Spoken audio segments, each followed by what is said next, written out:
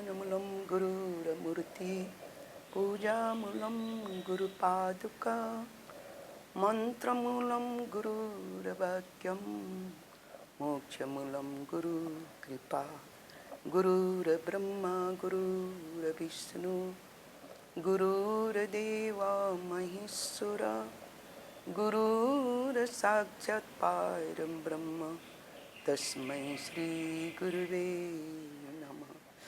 श्री सद्गुरुदेव महाराज को जय। आदि शक्ति जगत जननी श्री माता जी को जय। भगवान श्री पशुपतिनाथ को जय। सद्गुरुदेव श्री गुरु महाराज जी को चरण सरोज में दंडवत प्रणाम गर्दै आज गुरु पूर्णिमा को महान पर्व के दिन संपूर्ण संत महात्माजीहरूलाई अन्तरात्माबाट जय श्री सच्चिदानंद सादै गुरु भक्त आदरणीय बुवाआमा दाजुभाइ तथा दिदीबहिनीहरू र आज हाम्रो गुरु पूर्णिमा हो र अति नै महत्त्वपूर्ण दिन हो। भक्तहरूले आफ्नो गुरुदेवको स्मरण आराधना गरेर परमानन्द मोक्ष प्राप्त गरिन्छ र सबै भक्तहरूले आज गुरुको पूजा गरिन्छ, गुरुको आराधना गरिन्छ। गुरु महिमा अनन्त छ। यो गुरुको महिमा आज मात्र हैन, अनादिकालदेखि गुरु महिमा चलाउँदै आएको, गुणगान गाउँदै आएको गुरु नै हो। अन्धकारमा भड्किएका समाजलाई परमगति मोक्षको प्रकाशको मार्ग बताउने एकमात्र गुरु मात्रै हो। गुरु नै यस्तो सामर्थ्य हुनुहुन्छ। यसकारण अनेकौं युगौंदेखि हाम्रा बडे बडे तपस्वी ऋषि महर्षि परम भक्तहरूले गुरुको वन्दना गर्नुभयो, गुरुचरणको पूजा गर्नुभयो, गुरुको आशीर्वादलाई शिरमा धारण गरेर अगाडि बढ्नुभयो। तबै उहाँहरूको जीवन सफल भएको थियो, परम गति मोक्ष प्राप्त गर्नुभएको थियो। यो गति प्राप्त गर्नको लागि गुरुकै कृपा चाहिन्छ। गुरुको कृपा बिना, गुरुको आशीर्वाद बिना हामी तपाईले यस मार्गमा सफलीभूत अगाडि बढ्न सक्दैनौं। यसकारण आज गुरु पूर्णिमाको दिन हो। त गुरुको चरणको महिमा अनन्त छ। सन्तहरूले जब सम्झाउनु भएको छ कि गुरुको सिर पर राखिए चले आज्ञा माई, कहे कबीरा दास तो तीन लोग डर नहीं भनेर, जब गुरुको चरणको आज्ञामा पालन गर्दै अगाडि बढ्नाले भक्तलाई तीन लोकमा पनि डर छैन भनेर अवश्य हो। किनभने गुरु बिना भवनिधि तरेन कोही, हरि बिरिन्छ शङ्कर सम होई। गुरु बिना त भवसागर तर्न सक्दैन। शङ्कर जस्तो, ब्रह्मा जस्तो सृष्टिकर्ता पालनकर्ता, विष्णु जस्ता शक्ति भएर जन्मे तापनि गुरुको चरण सरोजको कृपा बिना कल्याण छैन भनेर यसरी सम्झाउनु भएको छ। त अवश्य नै हो। किनभने साँच्चै नै तपाईँ हामी संसारको अनेकौं उत्राउ चढाउ क्रियाकलापहरूमा आफ्नो जीवन व्यतीत गरिरहेको हुन्छौँ, आयु समाप्त गरिरहेको हुन्छौँ। तर त्यो जीवन अन्धकारमय जीवन हो, हाम्रो प्रकाशमय जीवन होइन। यसकारण जब तक तत्त्ववेता सद्गुरुको सानिध्य प्राप्त हुन्छ, त गुरुको कृपा हुन्छ, समर्पण भावनाले शिष्य गुरुको श्री चरणमा समर्पण हुन्छ, तब नै सद्गुरुले उनको जीवनमा सत्मार्गको अनुभूति गराउनुहुन्छ। अन्धकारमय जीवनलाई परमज्योति प्रकाशको बोध गराउनुहुन्छ। तब शिष्यले सद्गुरुको कृपाद्वारा त्यस ज्ञानको अनुसरण गर्दै जब अगाडि बढ्छ, तब नै सम्पूर्ण धर्म ग्रन्थहरूका सार वस्तुलाई स्वयं अनुभूति गर्न थाल्छ। स्वयं उसको अन्तर्जगतमा यसको गहिरो गहिरो अर्थहरूलाई उसले लगाउन सक्छ र ज्ञानको ज्योतिर्मय उपदेशहरू उसले त्यस मार्गलाई अनुभूति गर्न सक्छ त उसको जीवन ज्योतिर्मय हुन्छ। किनभने गुरु प्रकाशमय हुनुहुन्छ। गुरु अन्धकार होइन, गु नाम अन्धकार रु नाम प्रकाश। शिष्यलाई हमेशा सद्गुरुले प्रकाशको बोध गराउनुहुन्छ। यसकारण गुरु महिमा है अपार जगत में, गुरु महिमा है अपार। गुरुको महिमा गाउन सकिँदैन, अपार छ अरम। यसकारण सन्तहरूले सम्झाउनु भएको छ कि गुरुको महिमा त यस्तो अपार छ कि सारा धरती कागज करूं, सात समुद्र स्याई, सारा वृक्ष कलम करूं, गुरुगुण लिखा न जाई भनेर। अवश्य नै सारा धरतीलाई कागज बनाइदिउँ, सारा समुद्रको मसी बनाऊँ र सारा पृथ्वीका वृक्षहरूलाई कलम बनाएर पनि गुरुको गुणगान गाउन सकिँदैन भनेर। अवश्य गुरु महिमा अति नै अपरम्पार छ। केवल शिष्यले यति मात्रै सोच्नु पर्यो कि गुरुको आज्ञालाई शिर पर धारण गरेर अगाडि बढ्ने, गुरुको चरण सरोजमा समर्पण भएर निस्वार्थ भावले, निष्काम भावले भक्तिको उपासना गरिरहने, यही मात्रै शिष्यको कर्तव्य हुन्छ। त हामी फेरि यसमा हामीले तर्क वितर्कहरू निकाल्न थाल्यौँ भने त्यो शिष्य के भयो, भ्रमित हुन जान्छ, पदभ्रष्ट हुन थाल्छ। जब पदभ्रष्ट हुन्छ त उसको फेरि उद्धारकर्ता तीन लोक 14 भुवनमा पनि कोही पनि हुन सक्दैन। त यो कुरो तपाईँ हामीले बुझ्दै सुन्दै आइरहेका छौँ। सद्गुरुको असीम दया कृपाद्वारा हामीलाई यस मार्ग सरल रूपले प्राप्त गरेका छौँ। गुरुको यो त कृपाद्वारा हामीले पाएका छौँ। गुरु दयाको सागर हुनुहुन्छ। बन्दौ गुरुपद कञ्ज कृपा सिन्धु, नररूप हरि महामोह, तमपुञ्ज जासु वचन रवि कर्णिकर। कि म गुरु महाराजीको चरणको वन्दना गर्छु।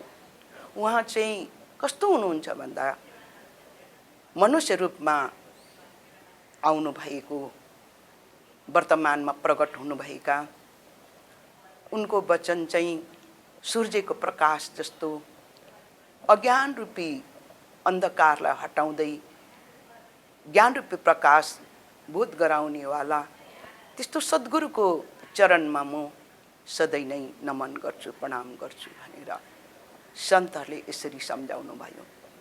त आज हामीले पनि त्यो कुरोलाई हृदयगम गरेर अगाडि बढेर गुरु भक्ति सफल बनाऊ। तबै हाम्रो समय हो अहिले।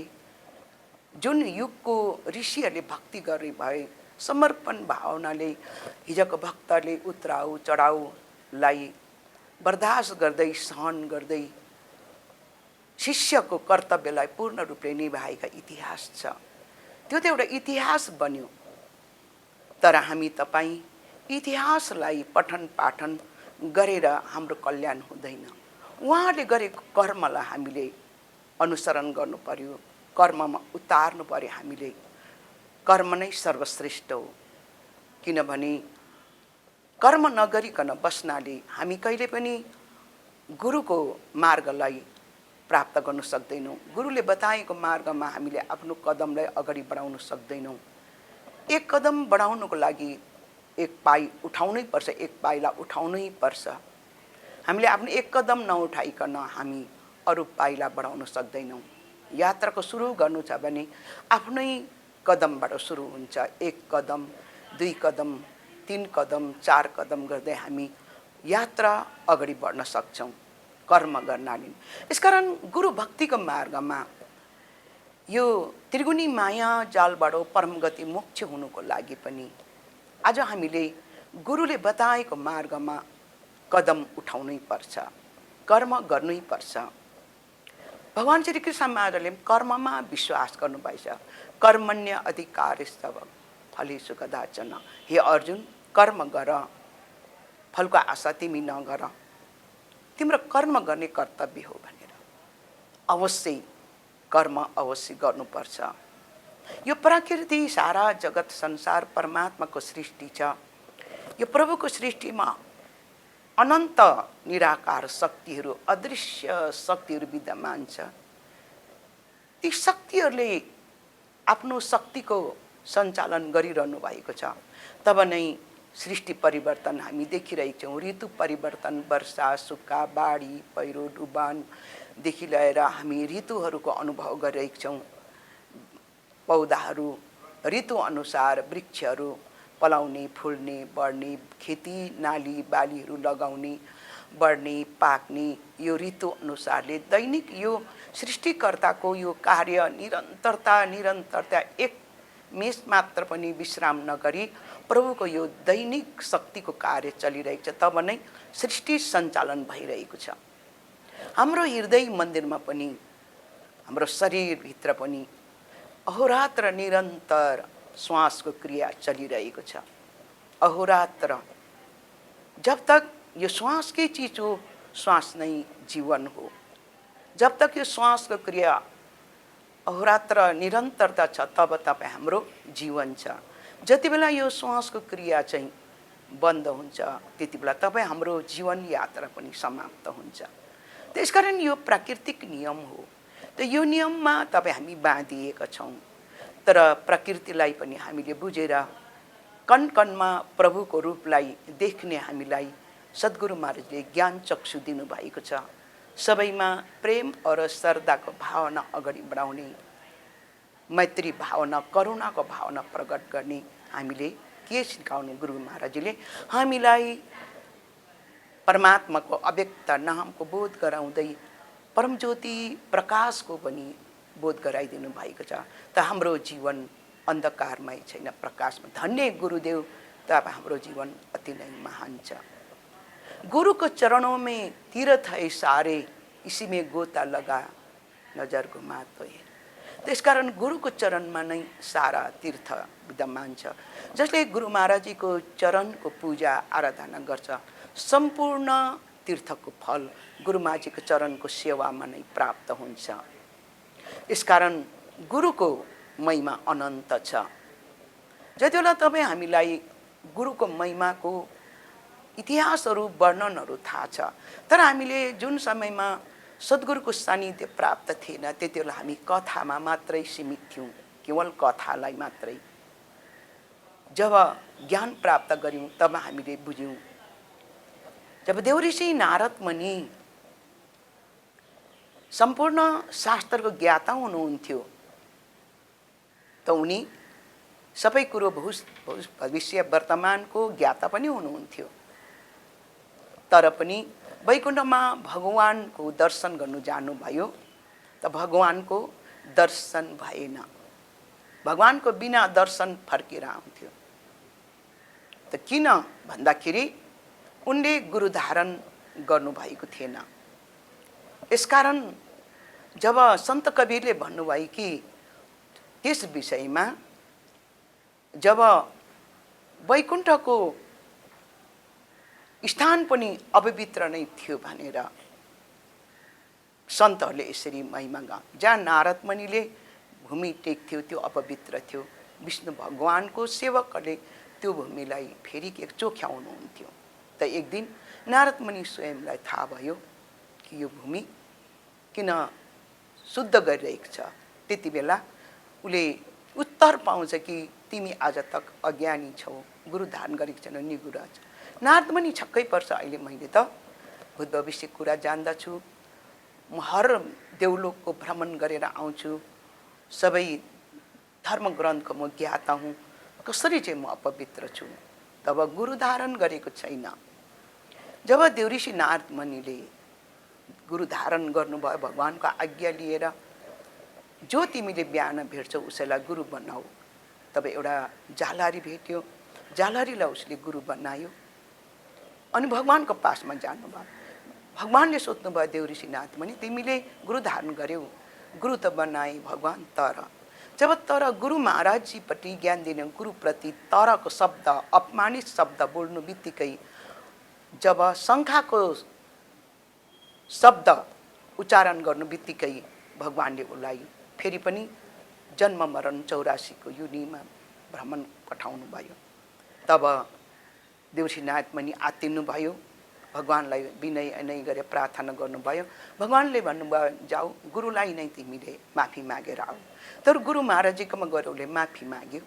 तर गुरुले उसलाई एउटा आइडिया बताइदियो कि भगवानको पासमा जानु और सारा नर्कको और 84 युनिको नक्सा चित्र तयारी गरी माग्नु, त्यहीँ तिमी लडीबडी गरेर रुनु कराउनु चिच्याउनु, तिमीले भगवानले माफ दिन्छ। र जो भगवानले गुरुले बताउनु भएको तरिकालाई उसले दरबारमा गएर भगवानको दरबारमा गएर अपनाउनु भयो। त भगवान विष्णुले के गरेको नारदमुनि भनेर सोध्नुहुन्छ। त्यति बेला हे भगवान यो 84 लाख युनिको चित्र तपाईले बनाउनु भएको, म 84 लाख युनि भोगिरहेको छु, यो पनि हजुरकै सृष्टि हो, फेरि मरेर गएर भोग्नु पर्ने पनि तपाईको सृष्टि हो, यसमा के फरक छ। त भगवानले यो बुद्धि तिमीलाई कसले दियो भन्दा मेरो गुरु महाराजजीले। तब गुरुले यसरी 84 लाख युनिबाट उतार्नु भयो। भगवानले उतार्नु सक्नु भएन कि भगवानले माफ दिनु भएन, किन तिमीले भगवानलाई गुरुलाई माफ माग। यसकारण हामी तपाईँ पनि जति नै समाजमा हामीले गल्तीहरू गर्छौँ त गुरु महाराजजीले नै हामीलाई बचाउनुहुन्छ, भगवानले बचाउनुहुन्न भनेर यो कुरो दृष्टान्त छ। यसकारण जब गर्भ योगेश्वर गुरु बिना लगा हरि का सेव, कहे कबीर वैकुण्ठ से फिर दिया सुखदेव। र सुखदेव मुनि पनि म गर्भ योगेश्वर हुँ भनेर वैकुण्ठमा जानु भएको थियो, तर भगवानको दर्शन नभई सुखदेव मुनि पनि फर्किनु भयो। तब जनक विदेही गुरु किया लगा हरि का सेव, कहे कबीर दास त फिर मिला सुखदेव भनेर जब जनकजीलाई गुरु धारण गर्नुभयो सुखदेव महाराजले, तब उनी फेरि कबीरसँग वैकुण्ठमा भेट भएको भनेर यसरी महान दृष्टान्तहरू हामी सन्त साधुहरूका आत्मद्रष्टाहरूको पाइरहेको छौँ। यसकारण तपाईँ हामीले पनि यो वर्तमान समयमा सद्गुरुदेव श्री गुरु महाराजजीको चरण कमलको सेवा गरौँ, गुरु महाराजजीको आज्ञामा बसौँ। यो हाम्रो महान पर्व हो। गुरु पूर्णिमा, गुरुको स्तुति वन्दना उपासना गर्ने भक्तहरूले गुरु महाराजजीको आशीर्वादलाई प्राप्त गर्दै आफ्नो जीवनलाई प्रशस्त मात्राले गुरुको आज्ञामा रहने यो ठुलो एउटा अवसर पनि हो। यसकारण तपाईँ हामी सबै गुरु पूर्णिमाको दिन जुटेर गुरु पूजा मनाऊँ, गुरु महाराजजीको सत् उपदेशहरूलाई आत्मसात गर्दै अगाडि बढौँ। यसैमा तपाईँ हाम्रो कल्याण छ। यसकारण यो पालिको गुरु पूर्णिमा पनि हामी भव्य रूपले त हामी प्रत्यक्ष मनाउन सक्दैनौँ। अहिलेको समय परिस्थिति अनुसार हामी चल्नु परेको छ र जुमबाटै हाम्रो सत्सङ्गहरू पनि हर क्षेत्र हर देश विदेशबाट चलाउने हो भक्तहरूले। त्यसमा पनि तपाईँ हामी जोडिरहँ भन्दै गुरु पूर्णिमाको सबैलाई मङ्गलमय शुभकामना पनि व्यक्त गर्दै मेरो अगाडि बढिरहेको 2 शब्द म यिनै विसर्जन गरिरहेको छु। सार शब्दलाई प्राप्त गर्नुभयो, अनुभूति गर्दै अगाडि बढौँ, गुरु भक्ति सफल बनाऊँ। हामी सबैको जय होस्, गुरुमाजी कृपा प्राप्त भइरहोस्, पशुपतिनाथको कृपा बनिरहोस्। सद्गुरुदेव श्री गुरु महाराजजीको जय, आदिशक्ति जगदम्बा श्री माताजीको जय, भगवान श्री पशुपतिनाथको जय, वैदिक सनातन मानव धर्मको जय।